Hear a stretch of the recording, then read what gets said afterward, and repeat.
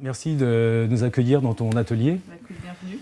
Et voilà, j'aimerais que tu puisses nous expliquer un petit peu déjà ton parcours d'artiste, ta formation.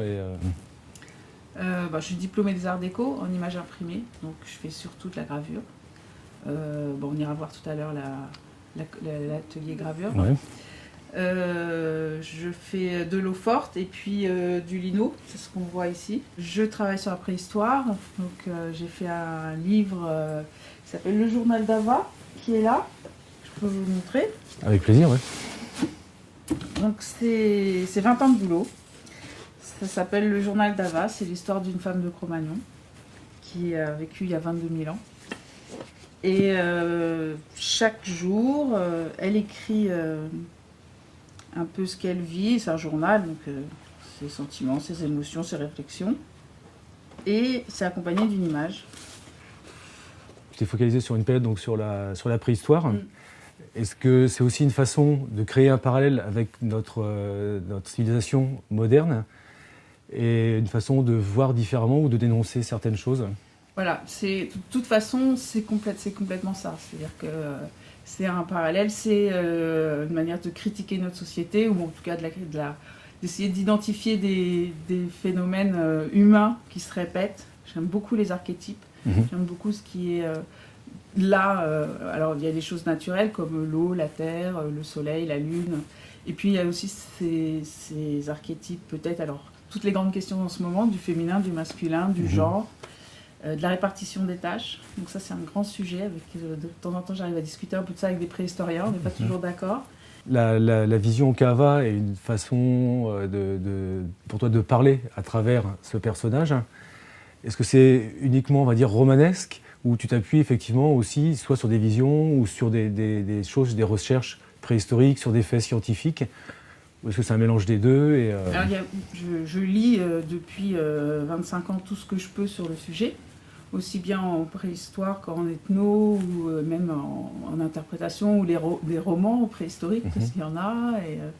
Et donc je me nourris de tout ça pour faire ma petite sauce et puis m'inventer l'histoire qui, moi, m'intéresse de raconter. Et puis j'ai travaillé donc avec un artiste qui s'appelle Auguste Audin, qui est sculpteur, et qui m'a fait des trucs pour exposer mes machins, comme il dit, donc des porte-cartes, des porte-bijoux. On a aussi fait des cadres pour encadrer mes gravures. On a fait beaucoup d'expos, beaucoup de projets. Puis petit à petit, donc on a fait ces bronzes et puis on a commencé à faire des sculptures plus grandes ensemble. Et puis j'ai commencé moi-même à faire de la sculpture avec lui.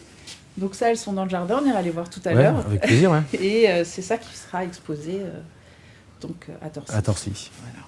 Ok. Donc là, on a parlé un petit peu de ta démarche d'artiste.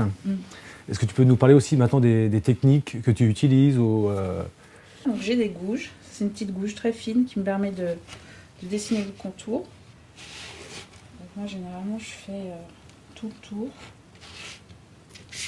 Et puis une fois que j'ai fait tout le tour, je prends une gouge un petit peu plus grande et je vais retirer l'intérieur.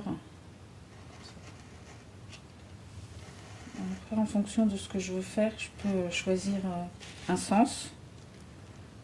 Donc là, on est dans la deuxième partie de ton atelier. Dans l'atelier, la partie plus atelier de gravure. Donc je prends une petite palette comme ça. Un peu de peinture. Donc voilà, un petit peu d'encre, un petit rouleau. Donc je fais un petit mélange directement comme ça. Et puis je passe mon encre. Et puis j'ai pris un oiseau.